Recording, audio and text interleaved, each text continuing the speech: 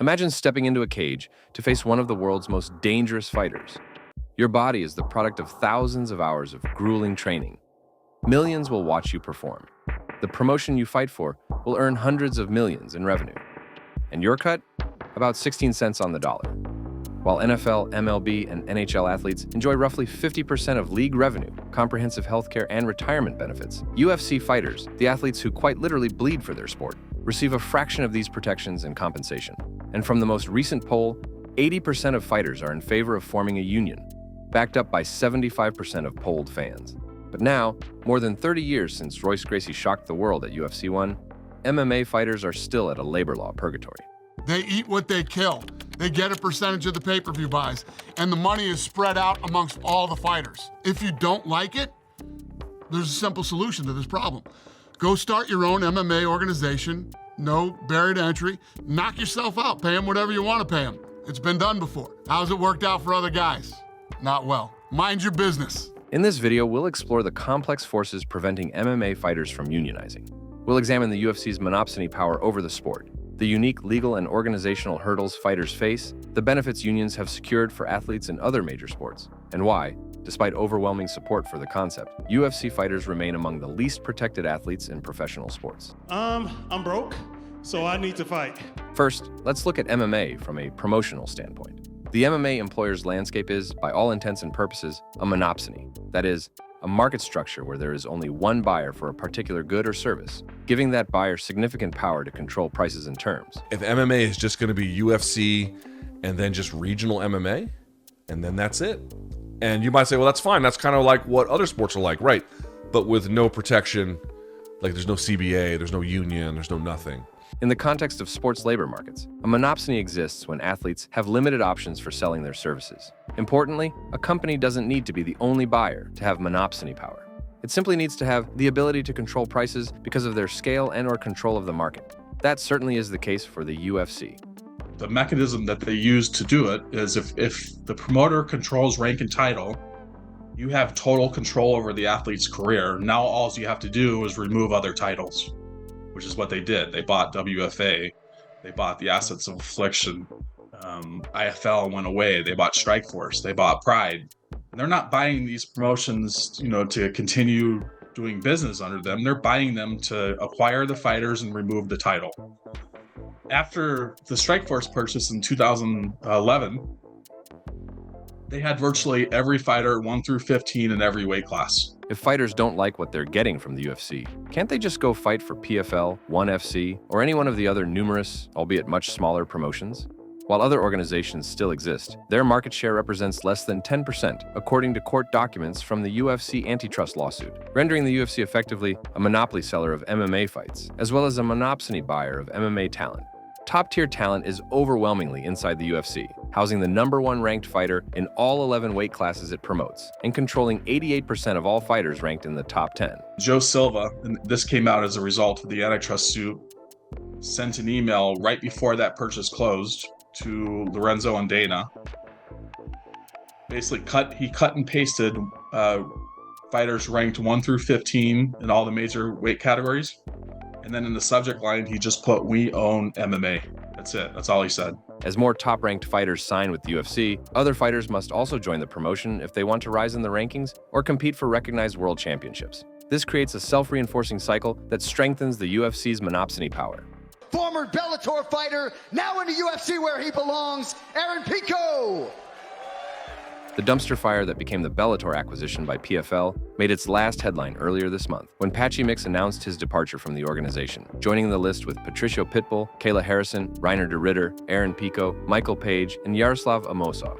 It's now clear that there is no other employer for top-tier talent other than the UFC, leaving the fighters with absolutely no leverage on contract negotiations. Then you get to the UFC where it's like, this is a fight, yes or no, which I have gotten a call, hey, you're going to go to Brazil and you're going to fight this guy. If you say no, all right, we're going to extend your contract. If you say yes, all right, can see you there. Yeah, it's weird, right? You can't negotiate like you can with a normal promoter. No. It's very... No. And together with top-tier talent comes the lion's share of revenue, with the UFC generating approximately 10 times more revenue per fighter bout than its closest competitor. UFC is like the Vaseline of petrol jelly. Right. Or the People don't Q-tip. say, hey, I watch mixed martial art. They say, I watch UFC. Right. UFC 226, this guy versus this guy on the bottom, but they promote the UFC. They don't promote the fighter. They promote mostly the brand. And it's very smart because that they have the monopoly over the others, right? It simply isn't feasible for any top 10 fighter to leave the UFC, as both sport recognition and monetary compensation are firmly concentrated inside the octagon. Francis Ngannou is, so far, the only outlier who managed to leverage his position as a UFC fighter and UFC champion for a higher payday elsewhere. But during the later stages of a dramatic negotiation for his new UFC contract, Francis used the opportunity to advocate for more than just a pay hike for himself. I asked for a sponsorship, a right of a sponsorship, which we've been ripped off. We can't have sponsorship. I have for health insurance, couldn't have. I asked for a fighter advocate, somebody in the board meeting who will advocate for a fighter. I asked for that. I couldn't have those stuff that I asked for, But I just wanted to know that there is something that I do want, and I also want them to take that at least in consideration, Did they consider any of those things? Any of those kind of off the beaten path? None of them? No. Not a single one? Oh, no. So, if there's no alternative to fighting in the UFC, how can fighters strengthen their side of the deal? Based on other individual and team sports, unionization is one of the best ways to collectively bargain for the fighter's side of the deal on the negotiating table. But for that, there's still mountains of hurdles to be dealt with. The most significant legal obstacle to UFC fighter unionization is their classification as independent contractors rather than employees, a struggle that has been in the fabric of mixed martial arts since its inception. Mixed martial arts fighters aren't labeled as employees right now. They're labeled as independent contractors. If you're an employee, there's certain insurance standards that kick in. Workers' comp. If you get hurt and you're an employer, if you work at our gym right now and you fall off that chair and you're out of work for a month, you get insurance. Workers' comp kicks in. If you get fired, you can go and get unemployment insurance while you're looking for a new job. If you're an independent contractor, you don't. If you're an independent contractor and you get injured on the job, you don't get. This distinction means that the UFC isn't obligated to provide fighters health benefits or workers' compensation. And under U.S. labor law, only employees can form labor unions and engage in collective bargaining. As independent contractors, UFC fighters are legally barred from unionizing unless this classification is changed. But, that issue always goes to control over the employee or independent contractor. And, some people think that fighters should be employees versus independent contractors. And some people don't think they should be. How much control does the UFC, for instance, have over its fighters? You show up for your fight week, you're pretty regimented. You got to be here this time. You got to be there this time. You got to wear this uniform. Reebok or Venom uniform, whatever it is. Certain things you can and can't say. Certain things are limited on sponsorships in and outside of the cage. So it's a complicated issue, but the bottom line is if you are an independent contractor, you can join a union, but most of the protections that kick in with a union do not apply if it's a union of independent contractors. But as much as UFC brass calls the fighters, the cornerstone of their company, simply as independent contractors, many legal experts argue that fighters are misclassified given the level of control the UFC and their contracts exert over them. Let's go through some. UFC fighters are bound by exclusive contracts, where they explicitly cannot fight in another organization, or take a lucrative freak show boxing match, for example. UFC fighters must wear company-approved uniforms while on the UFC broadcast, making their TV time exclusively for being a vessel of UFC sponsors, while earning an almost symbolic fee from the current Venom deal or the previous Reebok deal. UFC fighters cannot have their own in-cage sponsors, such as those infamous Dude Wipes ads on fight shorts or the logo banners to be displayed on ring announcements. This single change in the fight contract allegedly managed to take hundreds of thousands from the fighters' pockets. Brennan Schaub said he would be getting 10 grand, but every single fight that he had before this, he was getting six figures is what he said. So, at least 100,000. I don't know how much six figures, could mean as much as 900,000 for every fight. So six figures for every fight, and then now he's making 10 grand. I don't like when I see fighters suffering financially. I don't like it. UFC fighters must relinquish certain image rights, for example, the video game deal that includes 3D scans of their bodies with little to no financial compensation. They own every fighter. That was my whole thing that was when they started hating on me, was 2008. They wanted me to sign my image and likeness rights away for $0. And how long would that last for, just for the fight Forever. contract? Forever? Forever. Oh my God. UFC fighters must follow drug testing protocols, being available for testing 24/7 on the UFC program while never being consulted about that imposition. I'm not advocating against drug testing, but the implementation of that policy serves to illustrate the length of UFC's control over their contracts.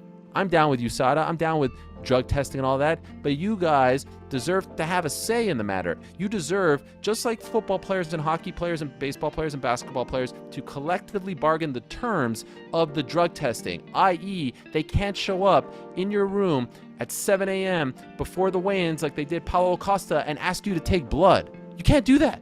There has to be times where you can't bother you guys. You can't wake up Alex Volkanovski at 5 in the morning in Abu Dhabi to take piss before a title fight. There has to be terms. Everything is weighted on this side, and I just don't think that's fair. These few points serve to illustrate the restrictive nature fighter contracts are written and the control it gives the UFC over their contractors. This level of control is the basis of the argument that fighters are indeed employees and not independent contractors, allowing them to legally unionize. I strongly believe that we are employees. Strongly believe. In fact, the promotional guidelines that just came out show an astounding amount of control. We're so similar to strippers. It's amazing how similar to strippers we are because we use the UFC's equipment. We are under supervision the entire time that we are doing our thing. We are mandated how much time we're allowed to be out. We're wearing a uniform. We have no insurance, nothing. Like no guarantee, which I understand for independent contractor, but treat me as such then. To begin a possible unionization, fighters would need the National Labor Relations Board to determine if they are employees. This would require at least 30% of the UFC roster of approximately 600 fighters to sign union authorization cards to trigger an NLRB review, a task that was heavily promoted by Project Spearhead, led by former UFC fighter Leslie Smith. It's more of an investigation to find out whether or not we are independent contractors or employees. I was top 10 in the world, and I got cut in retaliation for trying to start a union. As per the fighter contract, the UFC can cut fighters at their own discretion, creating a constantly changing workforce. With the heavy turnover of fighters in the UFC, getting 30% of the current roster to sign union cards might be harder than it sounds. They say, we're independent contractors, which, with the regulations and the things that we have restraining us, we're employees.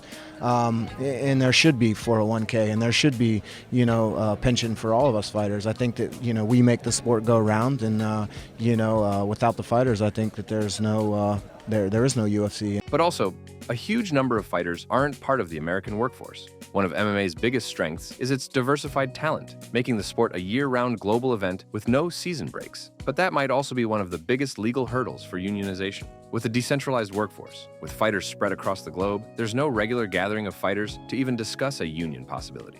In our group, it's international. If you look at the NFL or you look at the MLB, these are American guys just talking to one another, and they all see each other and they all think along the same cultural standard.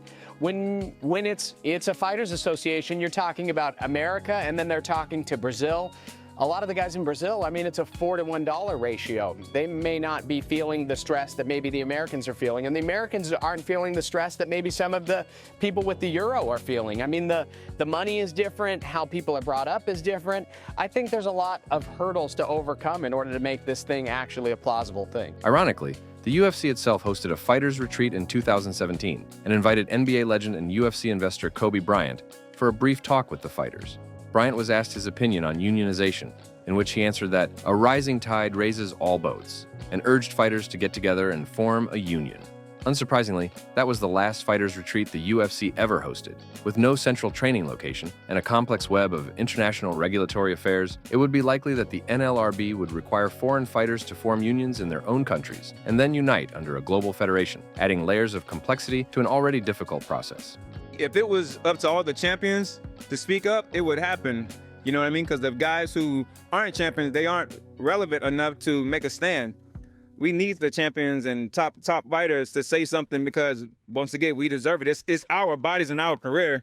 If fighters like yourself and other huge names didn't take part, there would be no teeth to this. Do you have opinions on this in terms of what you think about unionizing fighters? Look, many fighters are not in a great situation. I am blessed I am blessed with the situation I am in. I have worked very hard for this. I have come in and I've put in the work to be in the situation I am in. But I feel it is important to bunch together and support each other. You know, it's a dangerous, crazy business we are in. We get in and risk everything. I've witnessed firsthand how these fighters risk it all. So maybe in the future. Right now, I've got to focus on myself. That might be selfish, but this is the position I'm in right now. I have a lot going on. I've got to focus on my own self. Would you like to help start something like that? Yeah. Yeah, well, I don't know if I have the time for that, but... Because with all due respect, a lot of fighters say what you say, but no one actually does anything. Yeah. So that someone has to step up, right? Well, I think that somebody definitely has to step up. Cultural barriers of an individual sport also play a part. The individualistic nature of combat sports creates cultural resistance to collective action, as we see in other individual sports, such as tennis and boxing. It has been cited by numerous fighters that the selfishness inherent to MMA makes it difficult to think of other fighters as peers and not competitors. With the limited earning windows in a tumultuous career, fighters may prioritize immediate individual opportunities over long-term collective benefits. What they encountered was not ideological resistance. What they encountered was fear. What they encountered were folks saying, I don't trust that there won't be retribution for me putting my name on this list. But more than legal hurdles or global logistics, the most powerful deterrent from unionization is fear of reprisal. While working for a global monopsony, in which your boss is the only boss available, being vocal against the brass is the fastest way to fuck your career, as shown by Leslie Smith, Mark Hunt, Francis Ngannou, and many others. And Dana White has made his opinions clear on those who question the UFC's business model. You have these scumbags out there that know nothing about the business, telling all the fighters, oh, you're all being underpaid. You're not being paid enough money. You're not this. It goes on every fucking day. And every one of those, every media member that talks about fighter pay is a scumbag who is basically just out there trying to get attention. When you're a professional athlete, you have a very small window of opportunity, a very limited amount of time. You know, we get into all this money shit and the stuff that's going on right now. Everybody acts like this is a fucking career. This isn't a career. This is not a career. This is an opportunity. It says, oh, you don't pay your fighters, you don't pay your fighters. I could come out and do this every fuck. I'm not. I don't give a shit. You don't like the way we pay our fighters? Too fucking bad. Go start another MMA organization and you go fucking figure out how to do it. And you can pay them $10 million a fight, $30 million a fight, whatever you want to do. You're either fucking good enough to be here or you're not. This is the big leagues. It's like the NFL. You can either last here or you can't last here. But as much as Dana White likes to compare the UFC with the NFL, football athletes have pensions, guaranteed minimums, health care, share in licensing, merch, and media revenue, and ultimately, a players' union that fought for those benefits. And you might say, well, that's fine. That's kind of like what other sports are like, right? But with no protection, like there's no CBA, there's no union, there's no nothing. So it's like all the benefits of monopoly without any of the guardrails. I mean, who does that serve, you know? But why should fighters care about having a union? It's not just about fighter pay, but job security for a career that is incredibly short, but can leave its participants with lifelong injuries and sometimes disabilities. They don't know what they're doing. They're letting Dana just run the show and suppress the sport. They need to grow. This whole fucking thing needs to grow together. Our lives are on the fucking line. Healthcare needs to be taken care of. Our fucking health needs to be taken care of. Mine has not been taken care of.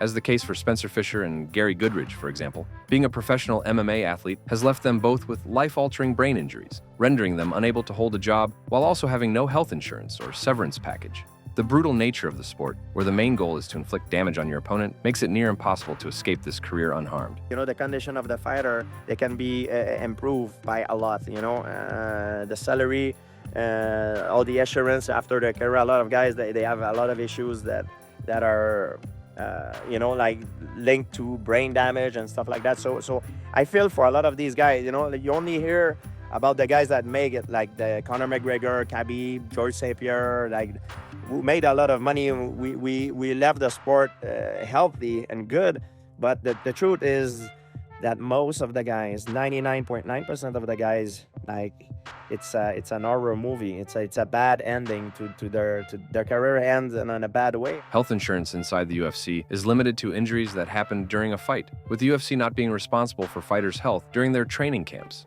That lack of health coverage is precisely the reason why so many fighters get in the cage injured. Like, I know so many fighters who book fights just to get their injuries taken care of, you know, or they'll fight injured and claim an old injury. And that's their way of fixing whatever they broke during training. Which sucks, because that's why most of us have all fought with injuries. That's like the dark truth of the matter, is that like you'll tear your knee. I've torn meniscus, broken my hand. You know, I one time had a chip in my elbow for one of my title fights. Like, I literally could not extend my arm. And it was like, $15,000 surgery. I was like, oh, well, fuck, go ahead and schedule this fight for Tuesday. And then as soon as the fight was over with, I'm like, hey guys, my elbow doesn't feel right. That is 90% of every fighter who says he got hurt in the fight, he got hurt before the fight. But the way the rules work, he only gets paid if he got hurt in the fight. MMA and the UFC itself are based upon fights and fighters. There is no product if there are no fighters, and together they could have the strength to attempt to reinstitute in-cage sponsorship, take a more active say in drug testing policies, and pursue year-round health insurance and pensions, for example. Different skill sets and different personas will be valued differently and should be paid accordingly. But health insurance should be mandatory for a sport focused on damaging other bodies. I very much am skeptical that a union would necessarily pay people more. You might have a pension. You might have, massive that'd be, a of pension? course, sure. You know how massive Sure. that'd be? Or someone legit to argue for fighter rights and fighter pay, and also not pressure to take short notice fights? Yeah. You know how massive that would be? It'd be big, but No, hold on. It would be everything. Yeah. So MLB is 50-50. So when you see the NBA, NFL, NBA, and MLB agree to this massive billion-dollar deal, the players get 50% of that. When you hear the UFC announce they sign, it's gonna be like a $3-4 billion deal with Netflix. The fighters get zero. Healthcare and pension plans would be an enormous achievement for the fighters, but a hike in pay seems to be long overdue. The uncomfortable truth is that it's not uncommon to see fighters having other jobs to survive or resorting to other means of revenue. For example, top 10 fighters like Jessica Andrade, Aylin Perez, and most recently, Corey Sandhagen chose to sell nudes on OnlyFans. You made $2 million in a month on OnlyFans? How did you do that? You was busting them out over there? What you was doing? It was literally just my balls. It was just a bunch of pictures of my balls. Get the fuck out of here. Multiple attempts have been made over the years to form various forms of fighters groups, dating back as early as 2009. MMA Fighters Association, founded by Rob Maysey, has been beating this drum for almost 2 decades now, pushing for a voluntary association rather than a mandatory union for fighters, while also pushing for the extension of the Ali Act to cover MMA. You might ask, what does the Muhammad Ali Boxing Reform Act do, or for short, the Ali Act? What does it do? One, it requires financial transparency. The promoter has to tell the fighter, and they have to be able to, show it through an audit, all the money they're making on the event, any kind of TV rights. They have to show how much they're making and losing, the whole 9 yards. They get real financial transparency. That's the first thing. Second thing, how about this one? If you're a manager, you can't be a promoter at the same time with the same fighter. It requires, among other things, it's more than just that, but they require that breakup as well. So a promoter can't be a manager for the same guy at the same time. That's part of the codified law. 3, it requires there to be sanctioning bodies who hold the titles separately from the promoter. These protections, the most important protections that boxers have. MMA fighters do not have protection under the Ali Act. The MMAFA was also behind the Lee v. Zuffa and Johnson v. Zuffa class action lawsuits that reached a $375 million settlement in favor of the fighters, but did close to nothing to protect future fighters from the same business practices that prompted the lawsuit in the first place. But the original purpose of going in with this was to change the contract so fighters would be able to have freedom to do something outside. And when they gave away the injunctive relief, why did they do that, knowing that their ultimate goal was to change the contracts and the structure of how the UFC does business? Kind of got taken out of their hands. That was the original goal. Was we were going to file a lawsuit against the UFC. We were going to win damages for the fighters that were underpaid. We're going to force the UFC to change their contracts. The UFC, seeing that and saw that there's a new class, now started forcing all the fighters to sign this class action waiver. And as soon as they did that, it changed the nature of the lawsuit, because no longer could Lee go after injunctive relief and change the sport. But even that, there was no possibility of really future lawsuits. The UFC is immune to them because every fighter now has to sign a class action waiver, so they don't have to worry. This original plan has been completely thrown out and derailed because the UFC forced fighters to sign class action waivers. But this very week, 2 new lawsuits were filed against the UFC. The first one is from former UFC light heavyweight Misha Serkinov, looking to challenge those class action waivers on fighters' contract. In the second one, former UFC fighter and now PFL light heavyweight Phil Davis is named plaintiff, seeking injunctive relief for non-UFC fighters. Both lawsuits accuse the UFC of monopolizing the MMA market and should be prosecuted on antitrust legislation. This is a developing story, and I strongly recommend following journalist John Nash for more in-depth analysis and coverage on those lawsuits. All the other sports, like big, teams and everything, they do have representatives, and they do have, like a union or whatever it is. So this sport is the fastest growing sport in the world. So I don't see why in the near future it's not going to be something similar to that. The multi-billion-dollar sale of the UFC to Endeavor in 2016 was probably the catalyst for the appearance of 2 new initiatives. In the same year, the MMA AA, for example, led by controversial promoter Bjorn Rebney, but backed by household names like Cain Velasquez, TJ Dillashaw, Donald Cerrone, GSP, and our old friend Tim Kennedy, made headlines when it launched, only to die an unceremonious death. We went to the major fight camps. Yeah. You guys went? Went. Yeah. And I was like, you have to sign this. And it was like nothing besides, it's 2 paragraphs that I want to be part of this organization, and this organization will collectively go and address fighter issues. That's like what this document said. And there was such fear of the repercussions from the organization that nobody would do it. That's how it died. Also in 2016, longtime baseball agent Jeff Boris tried to push for unionization with the Professional Fighters Association, with a clear goal to create a union rather than an association like the 2 previous groups. Boris said his unionization interest began after looking at Nate Diaz's contract for UFC 196 and was shocked at the terms of the contract. I've read, which was the Diaz contracts, they're baffling when you read them. I mean, it's just preposterous, the things that are in there that I don't believe are legal, valid, or enforceable. I even believe the UFC knows that. The PFA pushed to collect enough card signatures to trigger a union review by the NLRB, to no avail.